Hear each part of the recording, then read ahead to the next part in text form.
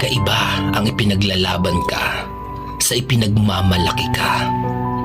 Yung idea ng your partner will fight for you versus your partner is proud of you. Oo, ipinaglalaban ka niya. Pero ang tanong, proud ba siya sa'yo? Example, maraming kontra sa relasyon ninyo. Kesyo hindi tama dahil may asawa siya. Kesyo hindi acceptable dahil mas bata ka kesa sa kanya.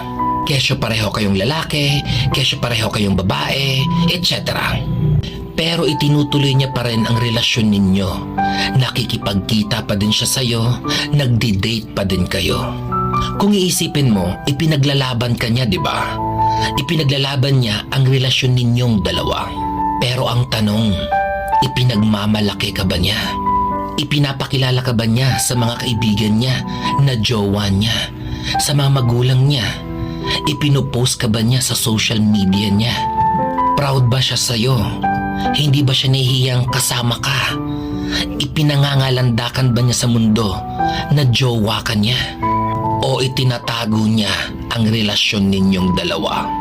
Oo, ipinaglalaban niya ang relasyon ninyo. Pero proud ba siya sa'yo? Palagi mong tatandaan, ang mga terorista, meron silang ipinaglalaban. Pero hindi nila sinisiwalat ito at nagtatago sila sa bayan.